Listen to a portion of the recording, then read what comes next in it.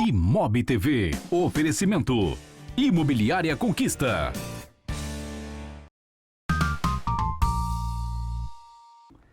Fala comigo, sejam muito bem-vindos ao Imob TV, o seu programa semanal dedicado ao mercado imobiliário capixaba. Hoje um programa muito especial, eu recebo dois fenômenos da arquitetura brasileira, Gabriel Grandó e Stefan Maia. Eles que são lá de Porto Alegre, estão aqui em solo capixaba para desenvolver um belo trabalho para uma construtora linharense. Sejam muito bem-vindos, Gabriel e Stefan. Obrigado, Robertinho. Obrigado pelo fenômeno aí, né? Não sei se estamos à altura aí. E parabéns, então, pelo canal, né? Um canal totalmente dedicado ao mercado imobiliário. Para mim é uma novidade.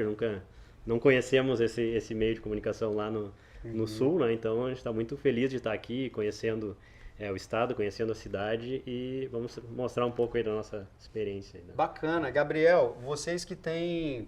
Há 19 anos estão atuando aí com a Ideia 1. Ideia 1 é um dos maiores escritórios de arquitetura do Brasil, tem ganhado cada vez mais espaço no mercado imobiliário, tem sido requisitados, né, por grandes construtoras, não é isso, Stefan? Mas vamos direto ao assunto, né? Me conta um pouco da inspiração que vocês tiveram há 19 anos atrás de fundar a Ideia 1, que tem ganhado força nacional. Bom, acho que começou na faculdade, né? Um pouco assim, na arquitetura, né? O cara se forma e às vezes tem uma ideia que tu tem que atuar como se fosse um médico especialista em todas as coisas, né? Então, desde o início eu comecei a entender que tinha coisas que não era para mim, né? Não tenho a noção muito de arquitetura de interiores, não tenho nem gosto para isso, eu admiro muito quem faz isso, né? Comecei a ver que minha veia, meu talento estava na área de edificações de grande porte. Então, uma época eu estava muito na faculdade empolgado com a ideia do urbanismo, né? Uhum. Até me lembro que eu comentei com um amigo meu, né? Quero ser urbanista, né? Ele, cara, como vai ser urbanista? Tu vai projetar para o poder público, né? Foge dessa, né? A cidade se ajeita, né? E aí ficou um pouco adormecida essa ideia do urbanismo e a gente começou a focar muito, né, em projetos de edificações, em concursos de projetos, concurso de arquitetura, né? Que na época lá em 2003, quando eu me formei, existia bastante oportunidade, né? Que tu submete um projeto de uma forma anônima, né? Então ganha o melhor projeto através de um júri, então a gente começou a ganhar algumas premiações e começamos a começar a montar um escritório ali, juntando 1 mais 1, 2, 3, 4 e foi crescendo a Ideia 1. E a gente focou então no mercado imobiliário também depois, quando já tínhamos os nomes, né, o certificado de qualidade dessas premiações, em focar realmente em fazer arquitetura, né, projetos arquitetônicos para as incorporadoras. Esse foi o início da história. Bacana. E vocês têm um modelo criativo, um modelo mental para a arquitetura um tanto quanto diferente que nós vamos falar aqui no programa. Foi isso que tem atraído novos associados, assim como o Stefan? Fala aí, Stefan, como foi a sua chegada na Ideia 1? Bom, eu fiz faculdade em Florianópolis, né, na Federal de Santa Catarina, e até o brinco que é o orgulho do Gabriel me tirou de Floripa para ir para Porto Alegre, trabalhar na Ideia 1. O orgulho da Ideia 1, eu uso ele como marketing, olha aqui. Ó. Saiu do litoral de Floripa lá para vir morar em Porto Alegre para trabalhar na Ideia 1. Exatamente. Parecido com o Gabriel também, né? Na faculdade me interessava muito por projetos de grande escala e qual que é a relação dos projetos de arquitetura com a sociedade e como que a arquitetura impacta na vida das pessoas, né? E logo depois que eu me formei, no Instagram, vi a vaga do escritório, fui falar com eles, falar que iria para Porto Alegre, né? E o modelo ali do escritório, acho que o Gabriel vai comentar melhor, né? De se associar ao escritório. Então, hoje eu, o Gabriel e os demais arquitetos somos todos sócios, né? E isso faz com que a gente esteja muito, muito unidos nos objetivos, na visão de empresa e até na visão de arquitetura e como isso impacta as cidades, né? Então, assim que eu fui parar lá e assim que... Muito bacana. Vim parar aqui em Linhares também, primeira vez Espírito Santo, muito legal. Seja muito bem-vindo a Linhares, ao Espírito Santo. Então, você falou um negócio muito interessante, o modelo, né, de criação da Ideia 1 chamou a atenção, assim, do Stefan, mas acredito que todos os seus sócios lá. E eu percebi nas nossas conversas, Gabriel, que você tem um modelo de gestão fora do tradicional lá no seu escritório, lá na sua empresa, né? Eu queria que você falasse um pouco, né, que além da criatividade ser um pouco fora da curva, né, o modelo de gestão da empresa também é fora da curva. Fala um pouco para a gente aí sobre o modelo de gestão lá da Ideia 1. A gente foi, né, estruturou ele com advogados e tal para ter um contrato, mas ele vem muito acho da nossa própria vontade, né, dos fundadores, aí, do pessoal que estava desde o início do escritório, do nosso DNA mesmo. Então, tenho sempre, parafraseio um estagiário, né, que estava lá e disse, olha, sempre gostei de trabalhar na Ideia 1, que depois ele se efetivou como arquiteto lá, porque desde quando eu era estagiário, se eu vinha com uma ideia boa, estava numa discussão num projeto, né. E a gente trabalha todo mundo no mesmo ambiente para estar sempre essa troca assim, que a gente acha muito rico, né. Mas quando eu era estagiário, se eu tinha uma ideia que era melhor que a do fundador, do diretor, cara, o diretor era o primeiro a dizer, joga fora a minha ideia e vamos usar a tua, porque o que interessa é a gente estar aqui pelo melhor projeto, né. Então essa questão de dar oportunidade, eu acho que hoje o escritório, né, a gente tem mais de 700 projetos, e se tu olhar, a gente não tem uma linguagem específica do escritório, a gente tem essa abertura, né, para as pessoas que chegam ali poderem também se expressar. A gente pensa muito em qual é o local, qual é a rua, qual é o morador daquele bairro, quem é que vai usar, né, quem vai ser o futuro usuário final, né, os nossos clientes são os incorporadores, mas quem vai usar mesmo é a relação com a cidade, né. Então tem toda essa abordagem um pouco mais horizontal, que influenciou então a estruturação da gestão da empresa. Então são todos arquitetos associados, todos participam também das decisões da empresa, né? Quando a gente tem assembleia, a gente pauta as principais decisões, vamos investir em tal tipo de investimento, né? Porque a gente tem dividendos mensais, né? Então vai impactar no recebimento de todo mundo, então todo mundo realmente é sócio da empresa, está investindo, né? E ao mesmo tempo, quando tem um faturamento grande, todo mundo vai ter também a sua, né, dentro das suas porcentagens de São quantos associados, Gabriel, no total? Hoje a gente está em 16, estamos entrando mais dois arquitetos, são 18 arquitetos, e mais 9 estagiários, né? Então os estagiários não são sócios, né? Mas tá no caminho de serem. Temos mais 5 contratações abertas aí até para mais estagiários e arquitetos, né? Então a gente vai chegar numa equipe de 32 pessoas. Caramba! Né? Com uma previsão já, a gente está reformando uma nova sede para ter um espaço para até 48 pessoas, assim, para a gente estar sempre no mesmo ambiente, todo mundo trabalhando junto. Legal, Gabriel. É um modelo um tanto quanto fora da curva também, né? Porque normalmente os escritórios, eles têm um modelo tradicional, né, Stefan? Né? Tem 2 sócios ali num CNPJ, e tem a turma que trabalha ali, às vezes é no MEI, às vezes é no CLT, mas esse, na grande maioria, é o modelo. Isso tem mudado, né? Assim como empresas como a de vocês, várias outras empresas já têm seguido esse caminho, mas isso é muito novo ainda. A grande maioria, ela flerta com o modelo tradicional. E aí, quando a gente inova, a gente aprende também. Quais foram os principais aprendizados que você teve aí nesse modelo de gestão que você pode falar aqui para o nosso telespectador, assim, para motivar, né, quem está nos assistindo a seguir um caminho desse?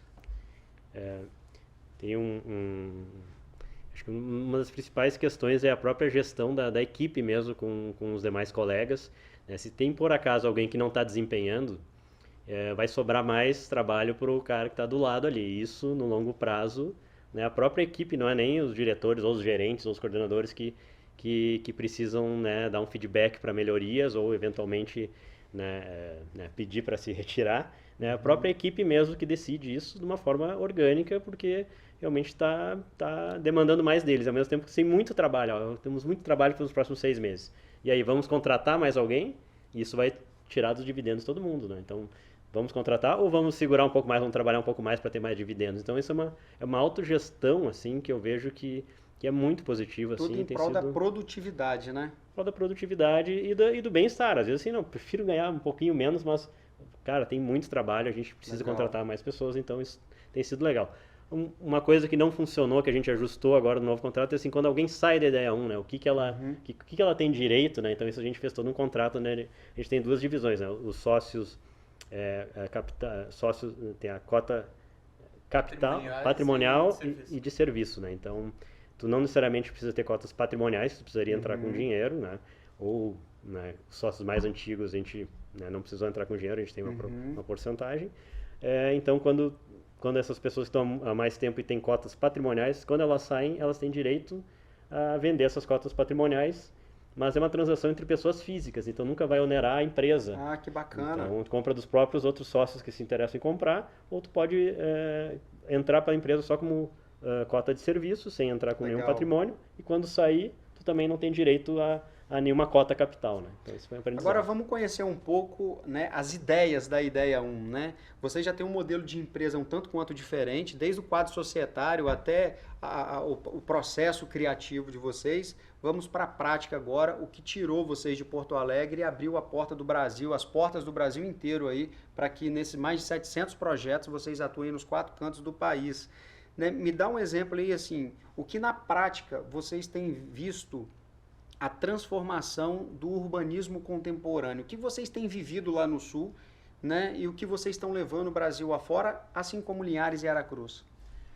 Acho que o crescimento das cidades, né, é uma realidade brasileira e mundial, né? Então, a gente tem cada vez mais pessoas morando nas cidades, né? E as cidades, para acomodar essa quantidade de pessoas que está chegando, ela precisa se repensar, né? Então, modelos mais recentes, de uma cidade mais adensada e de ter uma possibilidade de uma vivência urbana e uma experiência urbana mais adequada para as pessoas tem ganhado força, principalmente porque quando a gente vem de uma ótica de um urbanismo anterior, né, que é o urbanismo pensado para o carro, de separação de funções nas cidades, isso tem gerado um esgotamento, né? Hoje em dia você não consegue mais construir autoestradas para suprir demanda de aumentar a viagem de meios de transportes automotivos individuais, né?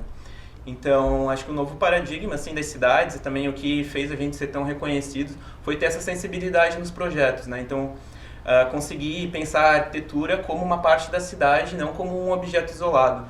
Então, a gente sempre pensa muito como que a arquitetura vai ter essas interfaces. Então, o térreo, a gente sempre pensa em algo ativo, dar um retorno para a cidade, né? Ter questões de fruição pública nos projetos. E possibilitar uma vida mais focada no usuário, no transporte a pé ou de meios ativos de transporte, do que numa vida mais fechada, que depende do carro, né? Enfim, isso também abre outros debates, tanto de emissão de carbono quanto sedentarismo, e acho que é uma questão que a arquitetura e o urbanismo conseguem tangibilizar muitas questões contemporâneas da vida na cidade. Muito bacana, você usou aí, Stefan, alguns exemplos aí da logística, né? De eu morar perto do meu trabalho, por exemplo, e fazer ali a minha rotina a pé ou de patinete, que está usando muito, por exemplo. Quais as metodologias que você usa, as principais metodologias, Gabriel, que vocês usam lá num processo criativo como esse, para você estudar um bairro, por exemplo, como aqui em Linhares, que vocês em breve estarão atuando aqui em Linhares? Sim. Bom, o roteiro padrão do desenvolvimento de produtos no mercado imobiliário, né, que a gente vivenciou e vivencia isso muito, que às vezes vem um briefing do incorporador, que validou com os corretores, as imobiliárias, né, qual é a demanda hoje, né, daquele local, quais são o tipo de público que está pedindo, né, querendo morar nessa região, e aí então vinha um briefing que a gente tinha que fazer uma arquitetura dentro dessa visão. O que a gente propõe, que eu acho que é um pouco diferente, é que a gente gosta de ir um pouquinho além, porque quando a gente faz um projeto, né, a gente demora, eu digo, 9 meses mais ou menos um projeto de um prédio, de um bairro, claro, um pouco mais demorado, mas para a parte de concepção dele, né? Concepção até aprovar na prefeitura e lançar para o mercado. Então, tu vai vender ali por uns 6 meses ainda mais depois, 1 ano, vai construir por uns 2, 3 anos, né? Então tem todo um processo ali, talvez desde que a gente começou a projetar até entregou a obra, são em torno de 4 a 5 anos, né? Só que essa obra ela vai continuar existindo na cidade por 100 anos pelo menos, né?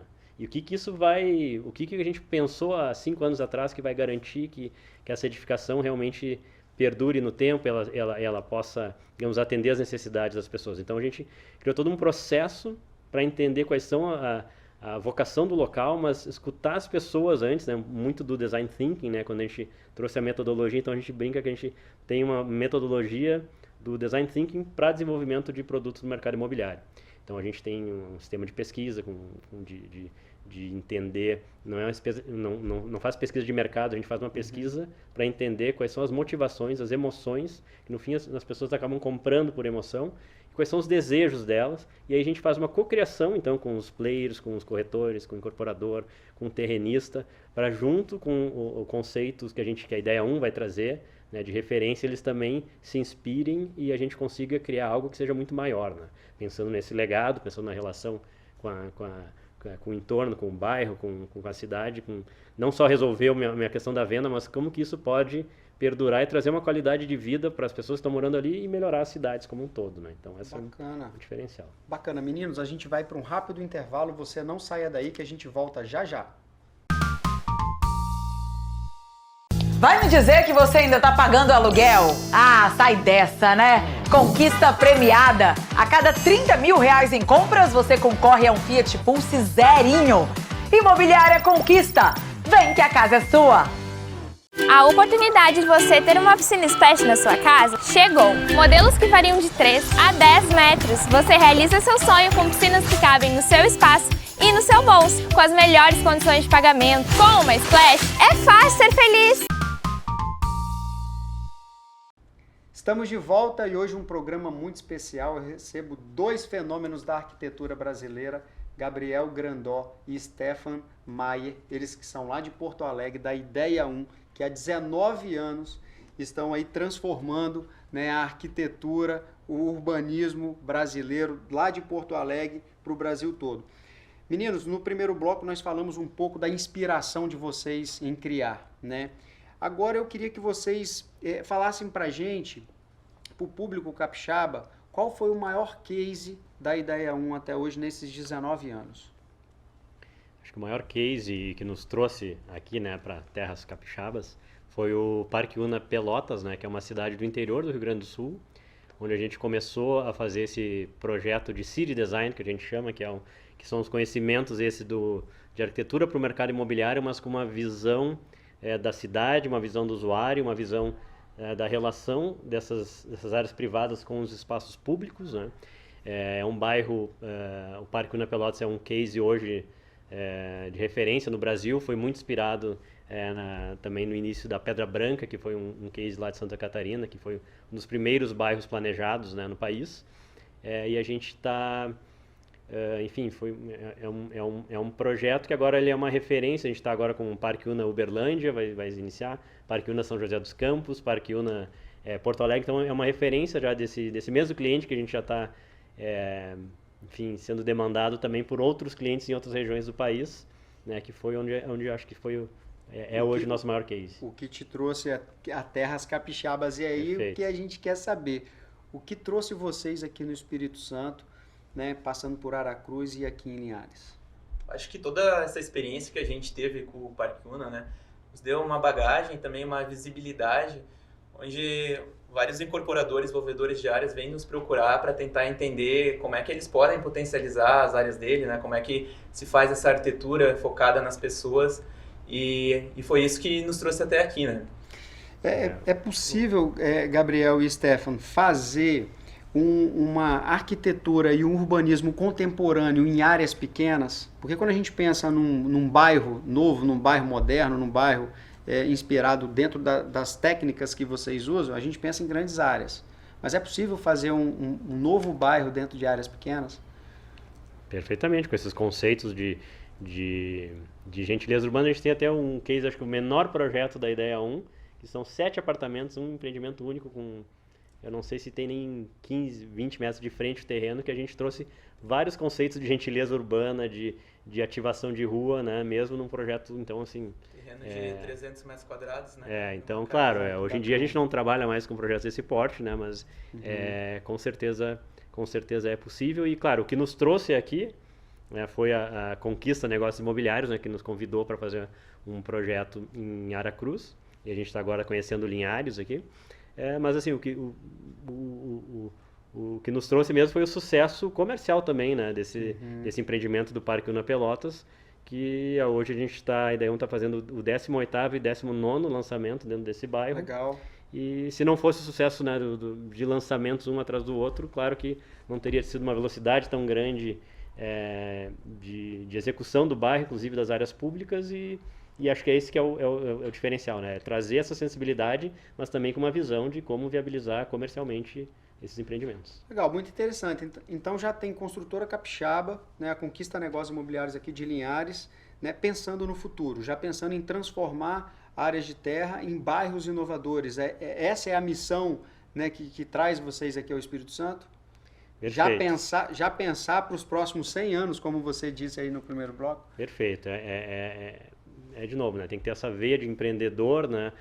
Os bairros planejados eles não são condomínios fechados, eles são um projeto muito mais complexo, mais demorado, de investimento na frente para ganho mais a longo prazo, né? E essa área que a gente viu especificamente lá em Aracruz, então muito já conectada com a cidade, com um potencial realmente muito maior do que talvez algumas pessoas estavam pensando lá, só fazer um loteamento de casas, assim, algo muito simples. Não, a gente tem um potencial muito maior que a gente pode trazer para a qualidade daquele local, aumentar o VGV e ainda assim ser um benefício para a própria cidade. Acredito exatamente, né? Que é uma vantagem tanto para o investidor incorporador, né? Que consegue ver um ganho a longo prazo, e uma vantagem para as pessoas que moram ali, não necessariamente as que vão vir morar dentro do empreendimento, mas tem um potencial de mudar todo o entorno, né?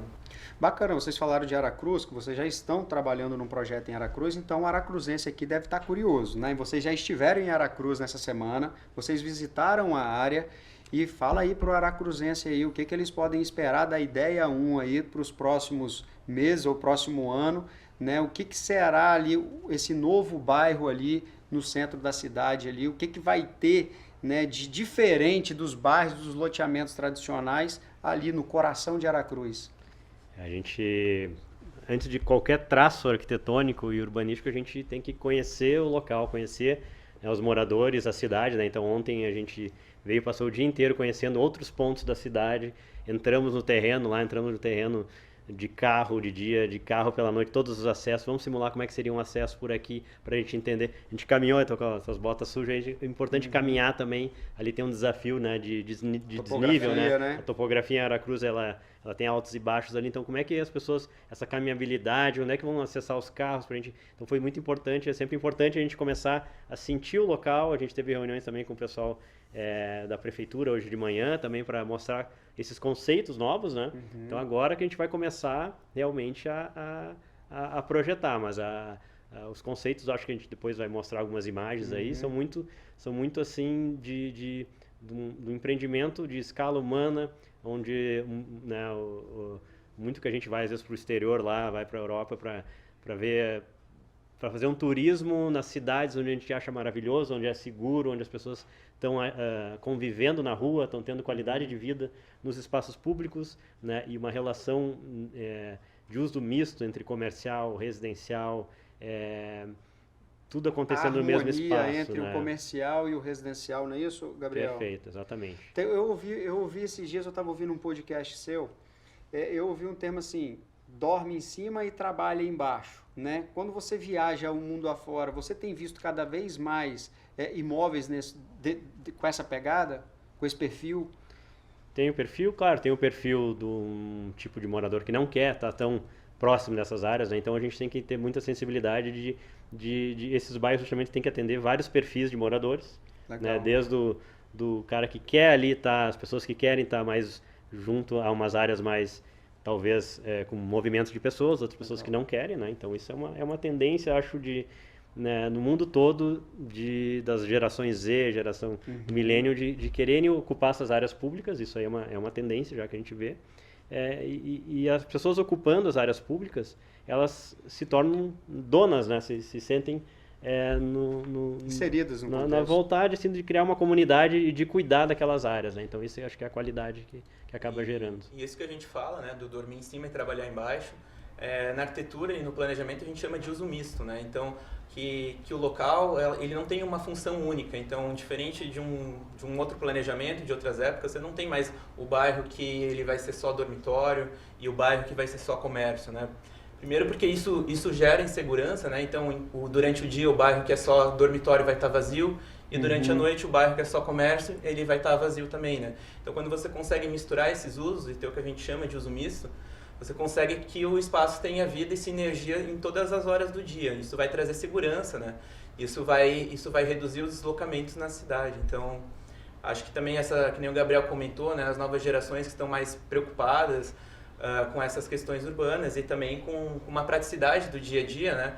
Estava comentando hoje que tem pessoas, claro, a realidade brasileira se torna muito difícil, mas você pega o carro para andar 1 quilômetro e para esteira correr 1 quilômetro, né? Então, são coisas assim que acho que esses conceitos estão mudando, né?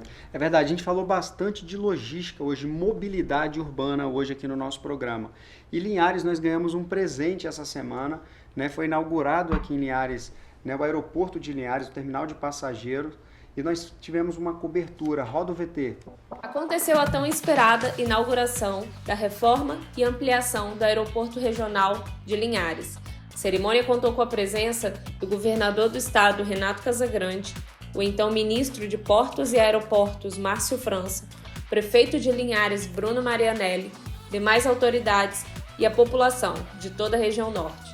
O novo terminal, que será administrado pela Infraero, poderá receber até 5 voos comerciais diários, com capacidade de até 200 passageiros, e voos de cargas, além de ser rota alternativa ao aeroporto de Vitória. Vale ressaltar que a nova estrutura da pista tem 1.860 metros, sendo maior que a de Congonhas, em São Paulo. O próximo passo será com a Azul Linhas Aéreas, que fará um voo teste no próximo dia 28, com uma aeronave ATR com capacidade para aproximadamente 70 passageiros. Após o voo teste, a expectativa é que a primeira rota seja Linhares-Belo Horizonte, com voos diretos. O governador do estado, Renato Casagrande, pontuou que o novo aeroporto regional de Linhares vai impulsionar ainda mais o desenvolvimento da região, atraindo mais empresas, negócios e, consequentemente, mais turismo em todo o norte do estado. Parabéns à Prefeitura de Linhares, parabéns ao governo do estado por esse belo presente que vocês deram aqui para Linhares. Agora Linhares está de portas abertas aí para o Brasil e para o mundo, possibilitando que mais negócios venham aqui para a nossa cidade. Meninos, um aeroporto ele é essencial aí, né, para uma cidade inteligente, para que a gente tenha desenvolvimento, não é isso? Perfeito.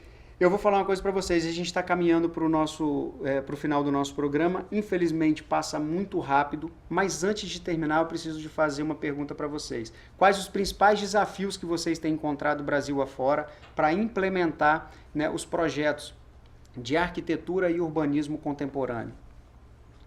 Acho que os principais desafios, né, é a gente conseguir encontrar as convergências, né? Convergências do que a técnica, né? Porque somos técnicos, apesar de trabalhar ali com fronteiras artísticas e de sociologia aplicada, né? Somos técnicos, então a fronteira entre os técnicos, o poder público, né? A vontade política, a abertura de prefeituras, de legislações, né?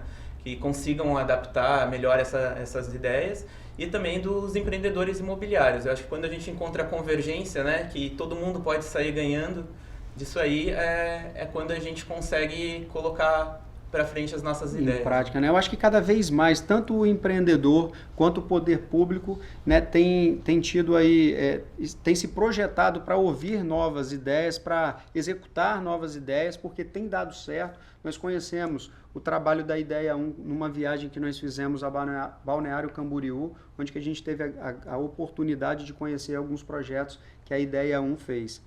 Meninos, para a gente finalizar o nosso programa, eu queria que vocês deixassem para o arquiteto capixaba uma mensagem de otimismo. Eu sempre penso assim, nesses empreendedores de bairro planejado, assim, que realmente são os empreendedores que são muito inspiradores, né? Porque eles não estão ali para investindo e pensando para daqui 1 ano, 2 anos, 5 anos, são 10, 15, 20, às vezes 30 anos de desenvolvimento, né?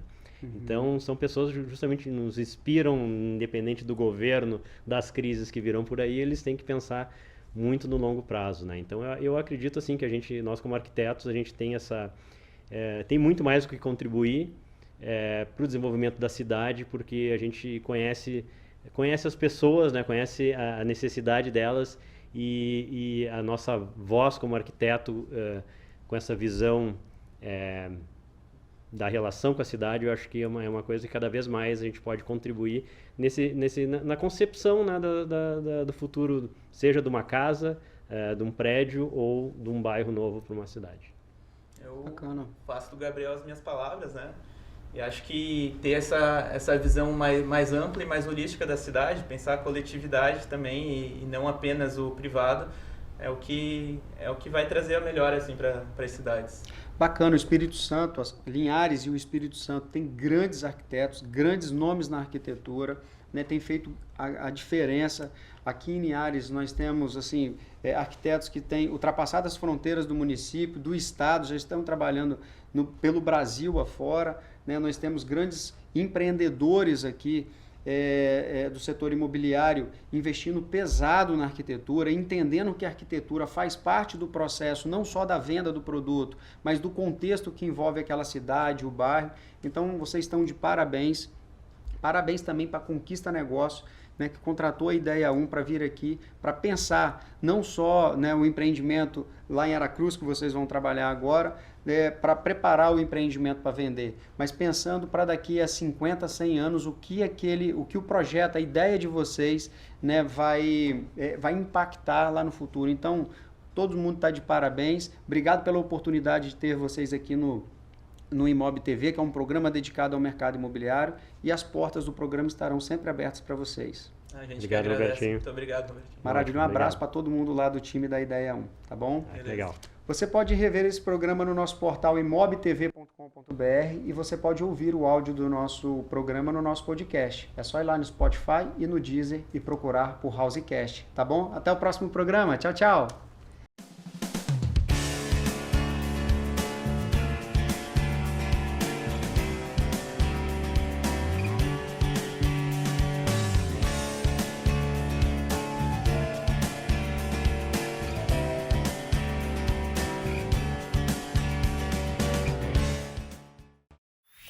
Você assistiu Imob TV. Oferecimento Imobiliária Conquista.